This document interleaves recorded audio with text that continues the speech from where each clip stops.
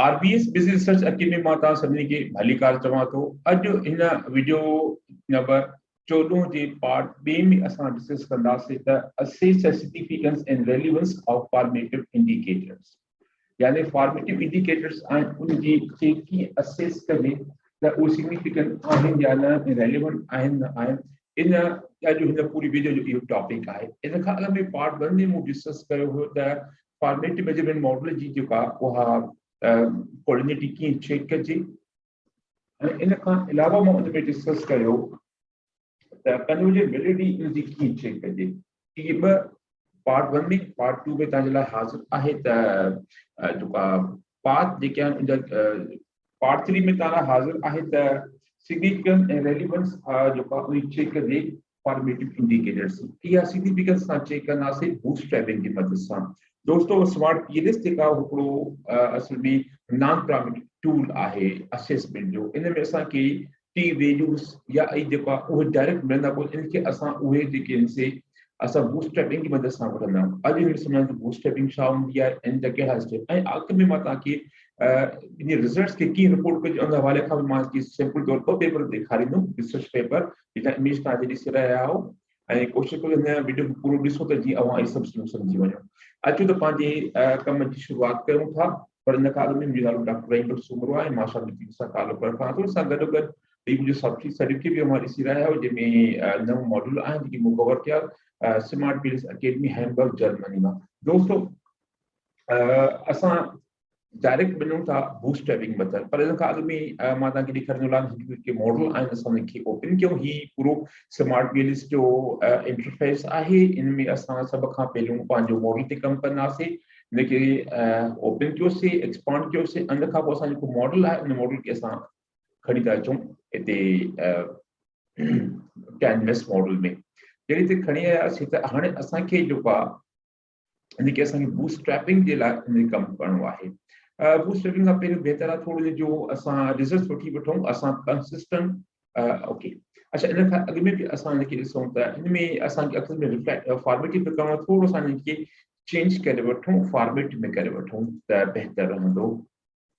ठीक है। हाँ टई असांजा ई फॉर्मेट हाणे त तव्हां सम्झी वेंदो फॉर्मेट ॾाढो आसान आहे। Switch between the formative reflective ही ऑप्शन अची वेंदो, या अल्टरनेटिवली तव्हां अल्टर पी प्लस क्यू बि इस्तेमालु करे सघो था। असां रिज़ल्ट वठी छॾियूं पहिरियां त बहितर रहंदो। असां कंसिस्टेंट स्मार्ट पीएलएस रन कंदासीं।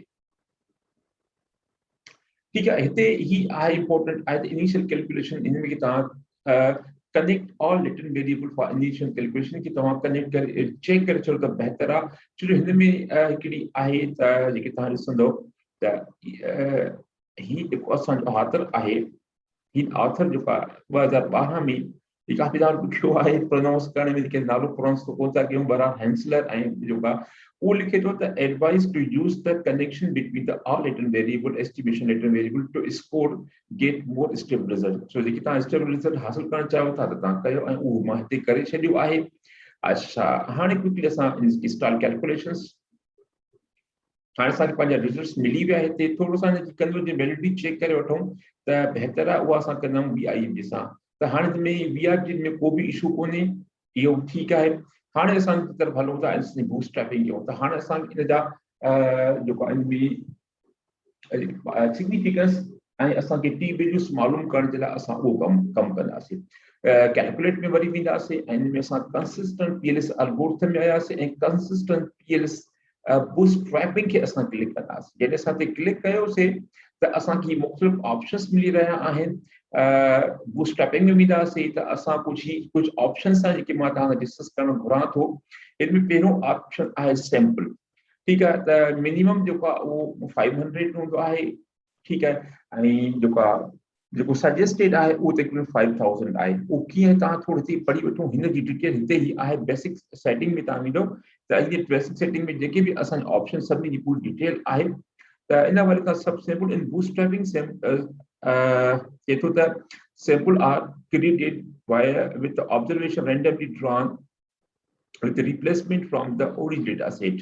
ठीकु आहे, ही रैंडमली जेको आहे जनरेट कंदो आहे। इन करे हिते इहो बि छो थी सघे थो त हिकु दफ़ो जेके तव्हां बूटस्ट्रैपिंग जेका तव्हां हिकु डेटा ते रन कई त हिकिड़ा रिज़ल्ट मिलंदा, साॻी डेटा ते वरी ॿीहर तव्हां जेकॾहिं जेको आहे बूटस्ट्रैपिंग रन कंदो त तव्हांखे रिज़ल्ट थोरा घणा मुख़्तलिफ़ मिलंदा, तमामु घणो फ़र्क़ु न हूंदो, छो जो मसइलो इहो आहे त हीउ नंढा नंढा सैंपल ठाहींदो आहे ऐं जेके वरी हिते तव्हां बूटस्ट्रैपिंग सब सैंपल मिसाल 500 आहे, जेके तव्हां 5000 ॾियो था त उहो अञा वधीक मुख़्तलिफ़ थींदियूं ऐं उन खां पोइ हीउ जेके इन करे जेको आहे न जेके थोरो घणी चेंजिस ज़रूरु ईंदियूं आहिनि, या 1 टेल आहे 2 टेल आहे, इन करे बि चेंज अची सघे थी, या जेके सिग्निफिकेंस 0.05 आहे 95% कॉन्फिडेंट इंटरवल ते जेके 90% रखो था, या तव्हां इन में जेको आहे सो 99% था, तॾहिं बि थोरो घणो चेंज ज़रूरु ईंदियूं।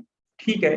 So final for the final preparation however one should use a large number of the bootstrap, ख़ासि तौर ते 5000 मिसाल ते 5000 आहे, ते वधीक कंदो त वधीक बहितर आहे, पर इंसान हिकिड़ो इशू थिए थो त जेको कंप्यूटेशनल टाइम आहे उहो तमामु घणो लॻे थो। 5000 सैंपल तक़रीबन इहो 5 खां 10 मिंटनि जे अंदरि जेको आहे इहो पूरो कंदो, लेकिन 500 आहे त इहो तक़रीबन 3 खां 5 मिंट जे अंदरि में इहो सॼो प्रोसेस पूरो करे सघे थो।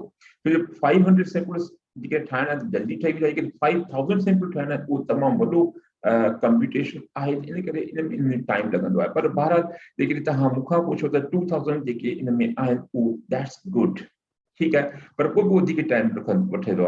मां हिते 500 सैंपल ते कयां थो, तव्हां इनखे 2000 ते बि कयो, 500 इन सां वरी वीडियो जो टाइम वधी थो वञे, त उन वीडियो टाइम जे अंदरि रही करे मूंखे सभु शयूं करणियूं आहिनि। तव्हांखे मां डेटा ॾेई छॾी आहे, हिन वीडियो जे हेठां डेटा पई आहे, डाउनलोड करे तव्हां पंहिंजी मर्ज़ी सां 2000 ते बि करे सघो था, 5000 ते बि करे सघो था, जेतिरो तव्हांखे ईज़ी लॻे। ठीकु आहे। उन खां पोइ डू पैरेलल प्रोसेस खे तव्हां चेक कयो त लाज़मी आहे। इन जो फ़ाइदो इहो पवंदो त this runs the bootstrapping routine on multiple process, जेकॾहिं हिक खां वधीक प्रोसेसर तव्हांजे कंप्यूटर में लॻल आहिनि त उहे सभई जेके प्रोसेसर आहे उनखे जेका इनखे जेको तव्हांजो बूटस्ट्रैपिंग जो प्रोसेस आहे उनखे एक्सपर्टाइट कंदा आहिनि। जी मिसाल जेके तव्हां वटि ॿ खां वधीक प्रोसेसर आहिनि त ठीकु आहे। अमाउंट ऑफ रिज़ल्ट जेको आहे इन में 2 ऑप्शंस आहिनि, जंहिंमें असांजो हिकिड़ो आहे त बेसिक बूटस्ट्रैपिंग ऐं उन खां पोइ आहे असांजो ॿियो आहे कंप्लीट बूटस्ट्रैपिंग। हाणे तव्हां लफ़्ज़ में ई सम्झी वेंदव त बेसिक ऐं उन में छा फ़र्क़ु आहे। ठीकु आहे। अच्छा, हाणे असां इनखे सम्झूं त इन बेसिक में छा फ़र्क़ु आहे। ठीकु आहे। बेसिक बूटस्ट्रैपिंग में छा थींदो आहे त इहो बाय डिफॉल्ट हूंदो आहे हमेशह इहो ई, त उन में असांखे जेके शयूं मिलंदियूं आहिनि उहे आहिनि असांजो त पाथ कोएफिशिएंट मिलंदा आहिनि, इनडायरेक्ट डायरेक्ट वेट्स, इहे कुझु शयूं असांखे मिलंदियूं आहिनि। पर जेकॾहिं तव्हां कंप्लीट बूटस्ट्रैपिंग तव्हां कंदव त पोइ इन खां वधीक शयूं तव्हांखे मिलंदियूं, जंहिंमें का पाथ कोएफिशिएंट इहे त आहिनि ई आहिनि, पर इन सां गॾु बि तव्हांखे एवी मिलंदी, कंपोस्ट रिलायबिलिटी मिलंदी, करंट अल्फा मिलंदो, HTMT जा रिज़ल्ट्स मिली वेंदा। तो इन करे बहितर आहे त तव्हां जेको चूज़ कयो, तव्हां बाय डिफॉल्ट खे छॾे तव्हां हिते अची वञो। ठीकु आहे। उन खां पोइ ही एडवांस सेटिंग में जेकॾहिं असां वरी वञूं था अञा हेठि त असांखे 3 शयूं मिलंदियूं, पर्सेंटाइल फूड बूटस्ट्रैप, स्टूडेंटाइज बूटस्ट्रैप ऐं बायस करेक्टेड एंड एक्सीलरेटेड बूस्ट। तो बहितर आहे त तव्हां हिनखे क्लिक कंदा रहो त बहितर आहे। इन जो फ़ाइदो छा आहे त as a default we advise the bias corrected accelerated bootstrap. It is the most stable method.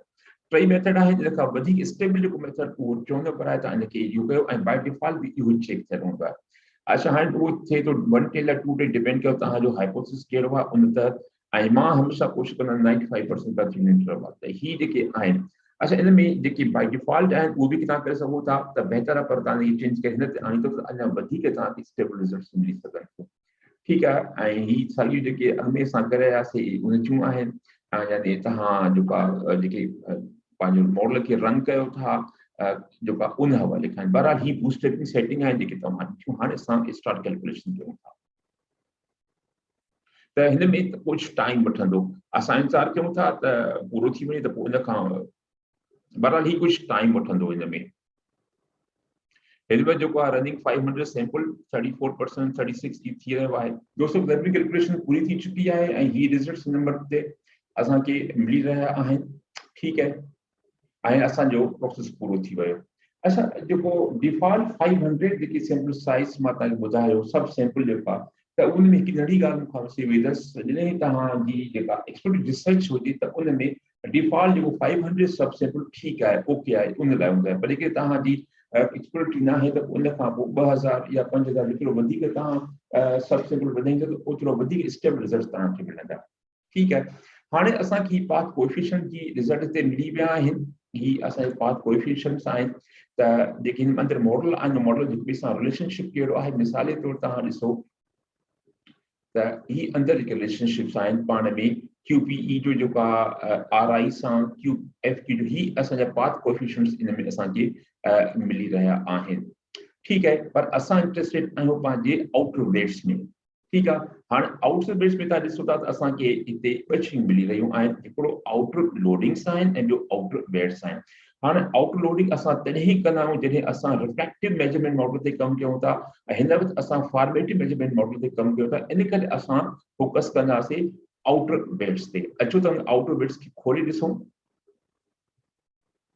हाणे जी कयोसीं त असांखे इन में कुछ वायलेशंस मिलन थियूं वायलेशन जो मक़सद इहो आहे कि जीअं असांजो कॉन्फ्लिक्ट इंटरवल उहो 95 या अल्टरनेटिवली 0.05 हुयो ही उन खां कुछ मथे आहिनि तो इन करे ही असां कुछ वायलेशंस आहिनि जिन खे असांखे जेको आहे उहो ख़तमु करणो आहे त जीअं असांजे कंहिं बि क़िस्म जो को मसइलो न हुजे छा कजे हिन हवाले खां तमामु असां सभ खां पहिरीं ॾिसो त जेका वॾी जेको आहे उहो वायलेशन कंहिंजी कहिड़ी थी रही सभ खां वॾो हिन वक़्तु जेको आहे उहा 0.1638 आहे जेको असांजो QPE 2 to QPE यानी quality of physical environment indicator number 2 ऐं कंस्ट्रक्ट कहिड़ो आहे कंस्ट्रक्ट आहे QPE अचो त उन ते हलूं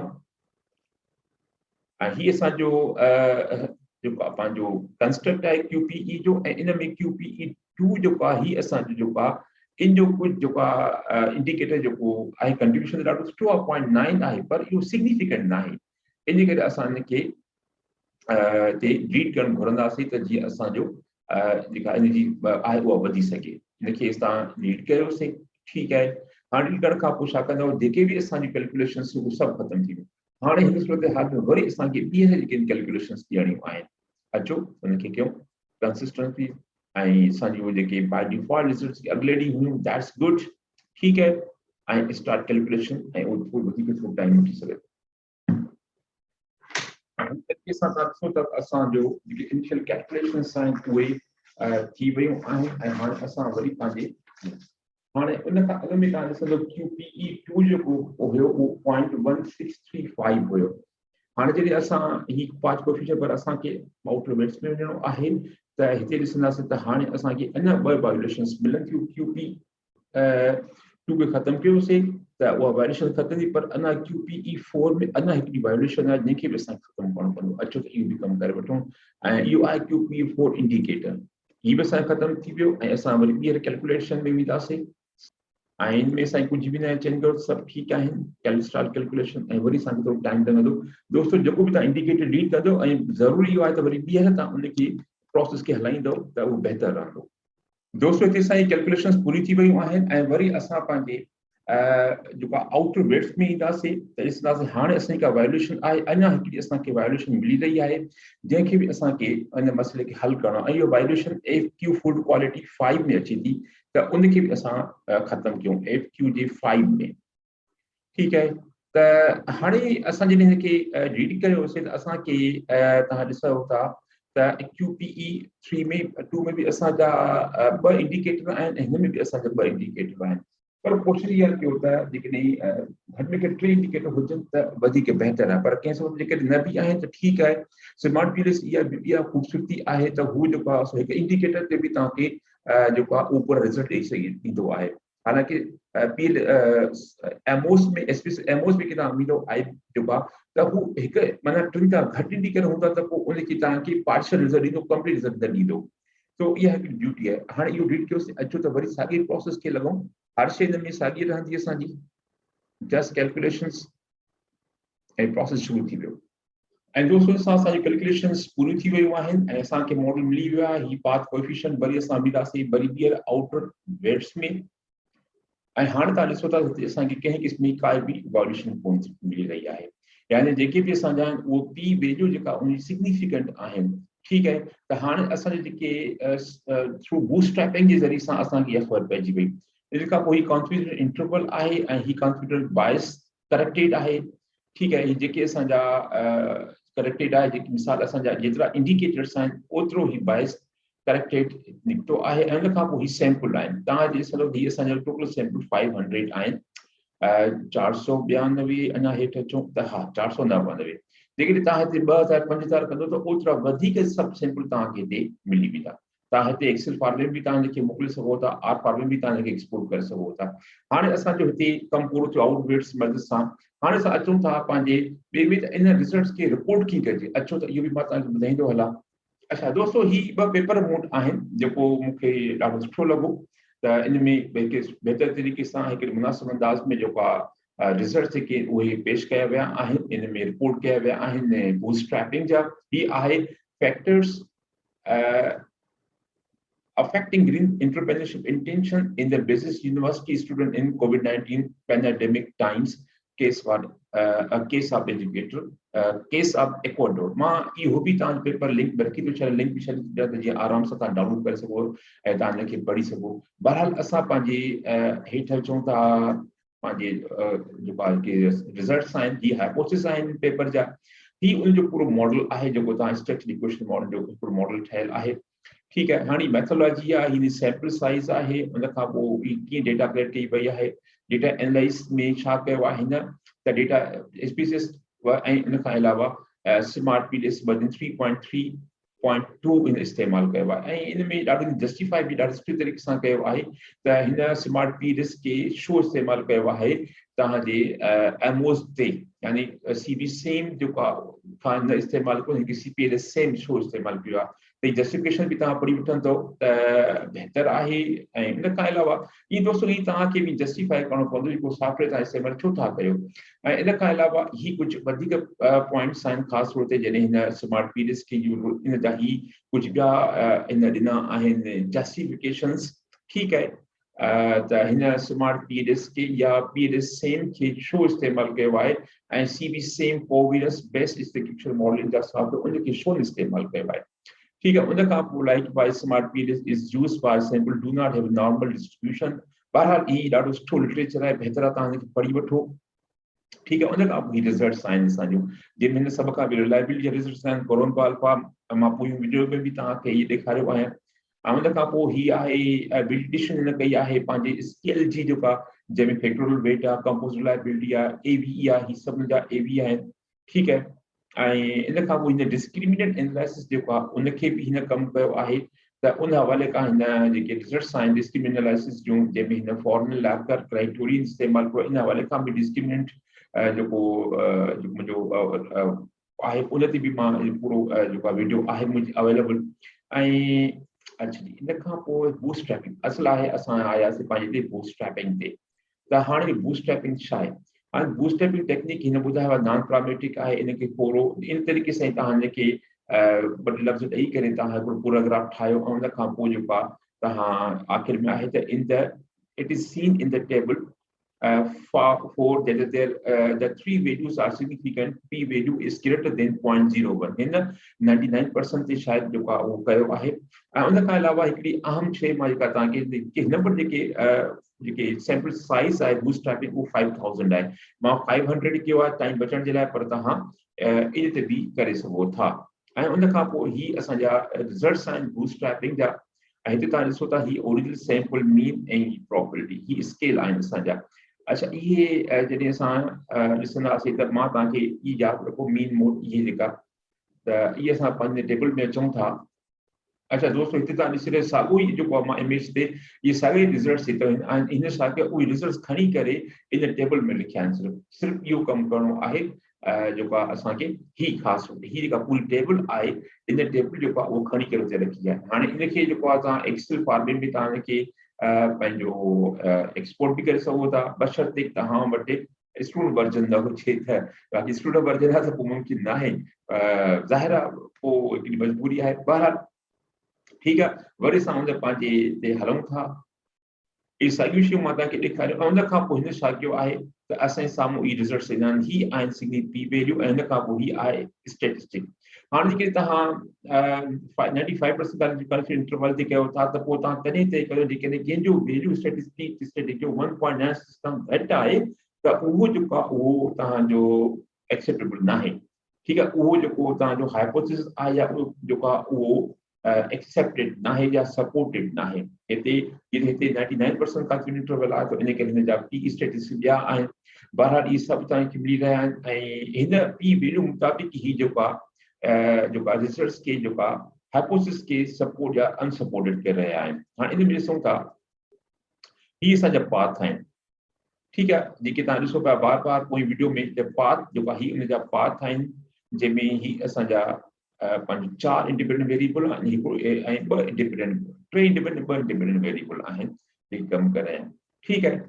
अच्छा, अञा असां हेठि अचूं था त ही हाइपोथेसिस 1 आहे, हाइपोथेसिस 2 आहे, ठीकु आहे। हिन खे कीअं थो लिखे त अच्छा हिन खे ही था ॾिसूं त educational support for developing interpretation is a positive influence on self-efficacy. हाणे इन खे रिपोर्ट कीअं थो करे, educational support for developing interpretation has a positive influence 0.296 over self-efficacy and this was confirmed. Confirmed जो मक़सद इहो supported आहे तव्हांजो पी वैल्यू में। हाणे एजुकेशनल सपोर्ट असां ॾिसूं 0.296 असांखे किथे आहे त हिते एजुकेशनल सपोर्ट आहे, ही असांजो एजुकेशनल सपोर्ट आहे, ही जो पाथ आहे जेको तव्हां 0.296 ॾिठो।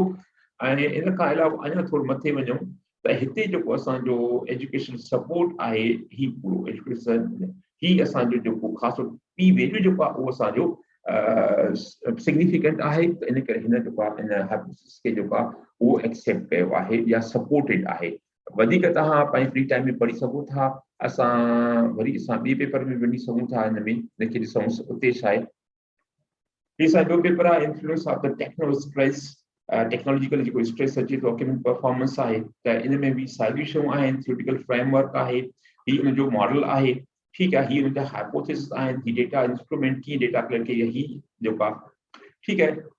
ही रिलायबिलिटी एनालिसिस आहिनि, तव्हां ॾिसी रहियो पीडीएस सेम में हिन कढिया आहिनि कोलम्बो अल्फा, ठीकु ऐं इन खां वधीक इंस्टीट्यूशन रेंज बि ॾिनी आहे त जेके बि विदिन रेंज आहिनि, ठीकु आहे। कंपोज रिलायबिलिटी बि हिन में अची थी वञे, जंहिंमें तव्हां AVE कंपोज रिलायबिलिटी में अची थी वञे, ठीकु आहे, हर हिक जी।